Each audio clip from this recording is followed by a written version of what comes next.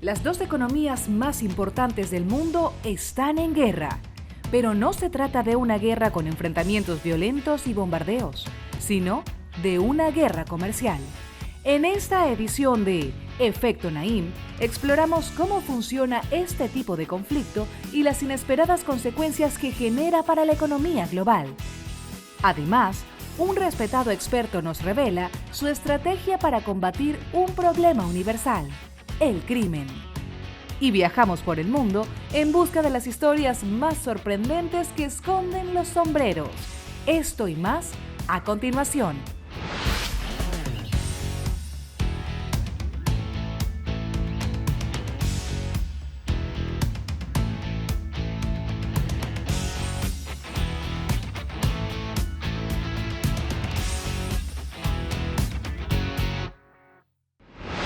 Bienvenidos, soy Moisés Naim desde Washington. Encantado de estar de nuevo con ustedes. En enero del año 2019, los restaurantes más populares de comida rápida como McDonald's y Wendy's en Estados Unidos comenzaron a promover menús repletos de tocineta. Las hamburguesas más emblemáticas disponibles con tocinetas, papas fritas con tocineta y hasta helado con tocineta. Todo sin costo adicional, al menos durante un tiempo. Pero algunos expertos sospechan que hay otra cosa detrás de esto. Ellos creen que hay algo que tiene que ver con la política y la economía internacional. Recordemos que desde hace meses China y Estados Unidos están enfrentados en una guerra comercial. Ambas potencias económicas han adoptado medidas que buscan herir al país adversario en su parte económica. Por ejemplo, el gigante asiático, que es uno de los mayores consumidores de cerdo, dejó de importar este producto de Estados Unidos, lo que hizo que el precio del cerdo de Estados Unidos se desplomara a los niveles más bajos en más de una década. Y algunos analistas han especulado que esta baja en el precio del cerdo es lo que llevó a que McDonald's y Wendy's le pusieran tocineta hasta las papas fritas. Pero el cerdo está muy lejos de ser la única víctima de esta guerra comercial entre China y Estados Unidos. Y es que cuando las grandes potencias pelean, las consecuencias también afectan profundamente al resto de la economía mundial. Estamos todos conectados. Por eso, en el programa de hoy vamos a explorar cómo realmente funciona esto de una guerra comercial. ¿Qué efectos sorprendentes, inesperados está teniendo esta batalla entre China y Estados Unidos sobre las demás economías del mundo? ¿Y cómo esto nos afecta a todos, a mí, a usted, a su familia, a la mía, a todos? Miren. Con estas declaraciones, en marzo de 2018, el presidente estadounidense Donald Trump desató lo que se convertiría en una guerra. Se trataría de aranceles valorados en $60.000 millones, pero podrían ser muchos más. No se trata de una guerra con enfrentamientos violentos y bombardeos, sino de una guerra comercial. El presidente Trump intenta debilitar la economía china imponiendo aranceles o impuestos a productos chinos importados por Estados Unidos. El objetivo es hacer esos productos más costosos y así reducir su compra. Hasta la fecha, Washington ha impuesto aranceles a productos provenientes del gigante asiático valorados en $250.000 millones. Esto incluye materias primas como el aluminio, electrodomésticos, ropa y hasta alimentos como el pescado, nueces y granos. Y para finales de 2019, Estados Unidos busca imponer aranceles a todos los productos chinos. Trump, que se refiere a sí mismo como el hombre de los aranceles, es un fiel creyente de que limitar las importaciones de China fomentará la producción nacional, creando más empleos y fortaleciendo la economía estadounidense. Pero la movida le puede salir mal al presidente. Así lo explica el experto en comercio internacional, Pepe Zhang. Lo que pasa, por ejemplo, es un fenómeno que, digamos, el trade diversion, es desvío comercial, es decir, si Estados Unidos empieza a poner unos aranceles en los productos importados de China, los consumidores estadounidenses quizás empiezan a dejar de comprar tantos productos chinos, pero empiezan a comprar productos de Vietnam. Es decir, estos productos siguen importándose de otros países y no se están fabricando en este país. Y es que fabricar los mismos productos localmente implicaría mayores costos para las industrias estadounidenses y por lo tanto productos más costosos para los consumidores. Por otro lado, el gigante asiático no se ha quedado de brazos cruzados y ha respondido con aranceles a productos estadounidenses valorados en $110.000 millones. Esto ha afectado sobre todo a uno de los principales grupos de apoyo del presidente Trump, los campesinos. En 2017, China importó de Estados Unidos casi 20.000 millones de dólares en productos agrícolas. Tras los aranceles con los que respondió China, este número se redujo a la mitad, generando pérdidas significativas para Estados Unidos. Trump también quiere usar los aranceles como arma para renegociar los tratados comerciales con China, que ha tildado de injustos para Estados Unidos. Alguien aceptó estos acuerdos comerciales con China y esas personas deberían estar avergonzadas por lo que han causado. Tras múltiples reuniones, no han podido llegar a un acuerdo que logre complacer a ambas partes. Y aunque este tipo de conflicto no es nada nuevo, expertos como Zhang aseguran que este es un caso sin precedentes, pues se trata de las dos economías más importantes del mundo. Es así que los mercados financieros se han desplomado. El Fondo Monetario Internacional recortó significativamente su proyección de crecimiento global para el 2019, de 3.5% a 3.2%. Esto se puede traducir en menos inversión y más desempleo. Expertos incluso alertan que esta guerra comercial podría ocasionar una recesión económica global. Entre tantas malas noticias, algunos se las han ingeniado para evadir los aranceles. Compañías multinacionales que producían desde utensilios desechables hasta cámaras fotográficas en China han optado por abrir plantas en países como México. Así pueden continuar exportando sus productos a Estados Unidos sin los costos adicionales de los impuestos. Incluso pareciera que algunos países se están beneficiando, como es el caso de Brasil. Y es que China, que importaba una enorme cantidad de soya de Estados Unidos, comenzó a importar soya de Brasil tras la imposición de aranceles. Países como Australia, México y Canadá también le han sacado provecho a la situación. Sin embargo, Zhang asegura que esto no es positivo a largo plazo. Al fin y al cabo, China y Estados Unidos lograran resolver sus diferencias comerciales. Esto implicaría que China volvería a comprar los productos en Estados Unidos y esto puede generar muchísimos problemas de planificación por parte de Brasil, entre otros países que ya han tenido la expectativa de poder seguir exportando tanto a China. La solución a este conflicto, que ha durado más de un año y medio, no parece estar cerca. Algunos analistas aseguran que no habría un acuerdo antes de las elecciones presidenciales de 2020 en Estados Unidos, cosa que podría influir en los resultados de los comicios. Y mientras estos dos gigantes continúen peleando, el resto del mundo verá los daños colaterales. Para Efecto Naim, soy Goldie Fogel. Las guerras comerciales son tan antiguas como el comercio mismo, el comercio internacional. Y algo no ha cambiado en esto. En la mayoría de los casos nadie gana, no dejan ningún ganador. Más bien tienen consecuencias negativas que van mucho más allá de los países enfrentados. Y esto es lo que estamos observando en estos tiempos. Y al regresar a la pausa cambiamos de tema. Voy a hablar con un experto que tiene una perspectiva única para combatir un problema universal, el crimen. No se vayan.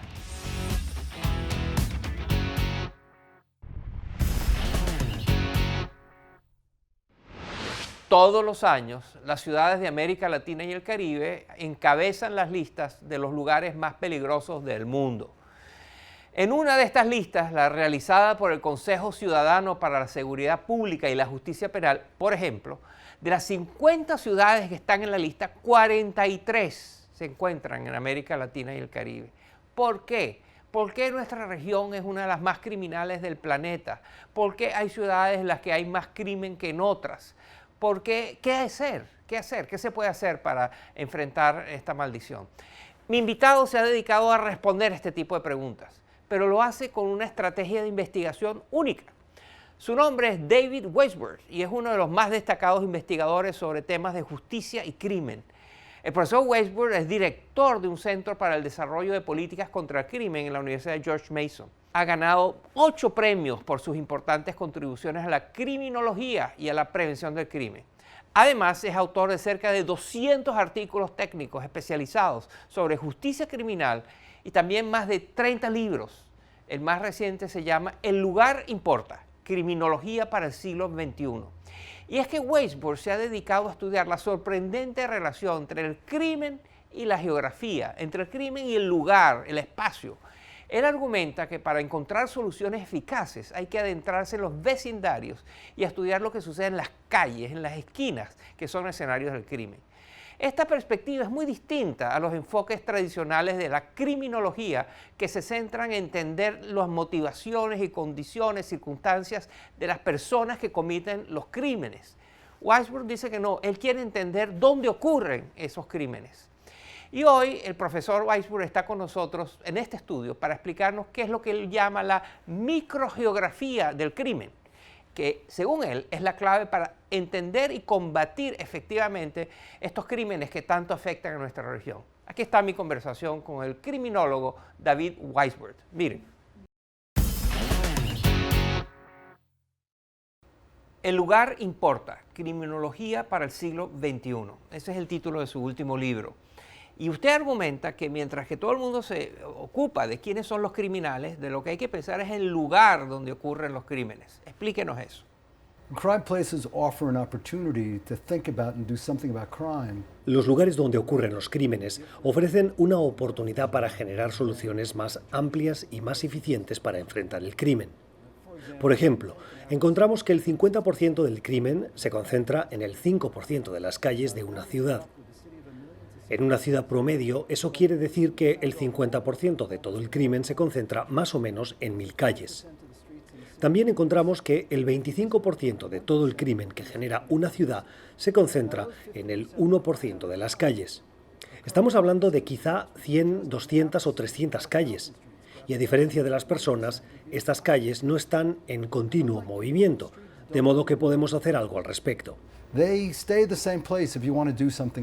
Usted lo llama la microgeografía del crimen, en donde se concentra la criminalidad, la actividad criminal y los criminales en ciertos lugares. Y por lo tanto, ahí llega la policía, quizás con más frecuencia, o es lo que usted recomienda. Si el crimen está ocurriendo en un número reducido de calles de la ciudad, ¿no debería la policía enfocarse en esos lugares? Bueno, tenemos más de 60 estudios empíricos muy rigurosos en Estados Unidos y en otros lugares que demuestran que la intervención policial en lo que nosotros llamamos hotspots o puntos calientes reducen el crimen. Pero hay elementos sociales importantes como, por ejemplo, el nivel de confianza que sienten los vecinos entre ellos o si están dispuestos a intervenir para detener el crimen, ya sea llamando a la policía o trabajando junto a otros vecinos para hacer algo al respecto.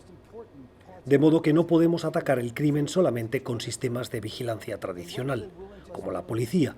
También hay que trabajar en crear sistemas de vigilancia informales, en aumentar la confianza y la disposición de los vecinos a intervenir. Usted mantiene que no es solamente que la criminalidad se concentra en ciertos lugares, sino que los criminales prefieren ciertos lugares. Explíquenos eso. Hicimos un estudio en la ciudad de Jersey, en el estado de Nueva Jersey, en Estados Unidos, en el que hablamos con los delincuentes para intentar entender cómo pensaban. Encontramos 3 razones por las cuales permanecen en ciertas calles. La primera es que para ellos, moverse de calle implica mover su negocio, y a veces eso puede salir mal. Si eres una prostituta, tus clientes saben dónde estás. Si vendes droga, tus clientes saben dónde encontrarte. La segunda razón es que moverse de un lugar supone un gran peligro. Hay lugares específicos en los que prolifera la prostitución o la compra y venta de drogas, pero puede que haya otras personas controlando esos lugares. Y a esas personas no les gusta la llegada de nuevos actores y pueden optar por asesinarlos. Finalmente, hay un elemento que nos afecta a todos, el sentido de pertenencia. Le preguntamos a una prostituta por qué no se movía a otra zona y nos respondió: ese no es mi tipo de gente, no me siento cómoda allí.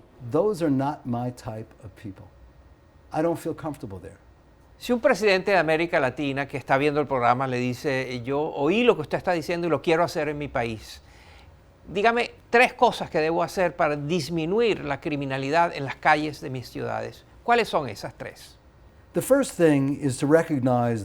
Lo primero sería reconocer que el crimen ocurre a un nivel microgeográfico. No se trata de vecindarios o áreas donde nada funciona. Más bien son lugares que necesitan la ayuda del gobierno para resolver problemas en lugares muy específicos. Por otro lado, la vigilancia policial puede ser muy burocrática a la hora de aplicar soluciones. Así que hay que reformar la policía para que sean más eficientes. Además, se debe trabajar en construir confianza entre la policía y la sociedad. El resultado puede ser muy diferente si los policías van a un punto caliente, como parte de la comunidad, intentando resolver los problemas en lugar de actuar como una fuerza invasiva. Y a largo plazo, la confianza en el gobierno y la policía lleva a más prevención del crimen. El profesor David Weisberg, él es un experto en dónde ocurren los crímenes, por qué ocurren los crímenes, a qué se debe que en algunos lugares haya tanto homicidio, tanto robo, tanto atraco y en otros menos. Es la criminalización del lugar y eso es lo que él ha estado investigando. Muchas gracias. Gracias. Y al regresar a la pausa cambiamos de tema y pasamos de la criminalidad a discutir genialidades memorables. Les voy a contar la historia de un diplomático israelí que quiso obviar ciertos protocolos y terminó haciendo el ridículo. Ya verán.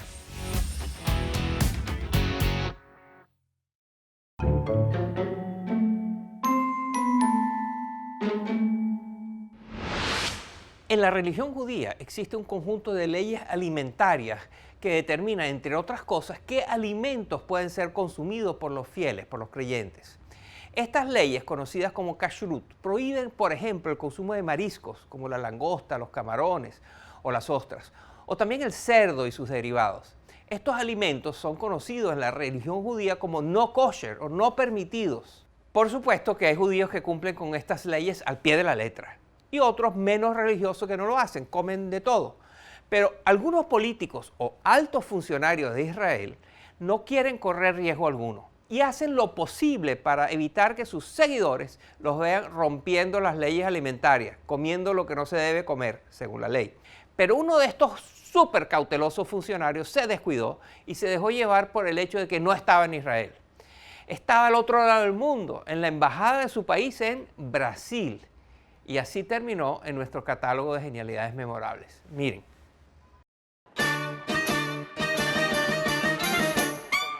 Desde que Jair Bolsonaro asumió la presidencia de Brasil en 2019, las relaciones diplomáticas entre Israel y el gigante latinoamericano se han fortalecido significativamente. Tanto así que el primer ministro de Israel, Benjamin Netanyahu, se convirtió en el primer jefe de gobierno israelí en visitar Brasil. Con un ambiente tan próspero en ambos países, quizá no es sorpresa que Bolsonaro haya invitado a almorzar al embajador de Israel en Brasil, Yossi Shelley. Y la embajada de Israel no pudo dejar pasar el encuentro sin compartirlo en sus redes sociales. Pero los protagonistas de la foto no fueron los comensales, sino sus platos de comida muy mal censurados. La embajada quiso esconder las 2 langostas que reposaban sobre los platos de Bolsonaro y Shelley, pues las leyes del judaísmo determinan que la langosta es un alimento no apto para el consumo, o no kosher. La embajada, por supuesto, sabía que la escena de un diplomático israelí degustando langosta públicamente generaría rechazo entre los judíos más ortodoxos, incluidos muchos políticos israelíes. Pero los internautas inmediatamente identificaron qué se escondía detrás de los tachones negros. El incidente desató una lluvia de críticas en Twitter, y por supuesto que no faltaron los memes en honor a las mediocres habilidades de edición fotográfica. El embajador, por su parte, aseguró no haberse comido la langosta. Pero más allá de sus hábitos alimentarios, lo que sí queda claro es que necesita un equipo con mejor dominio de Photoshop. O al menos, con más criterio a la hora de subir fotos a las redes sociales.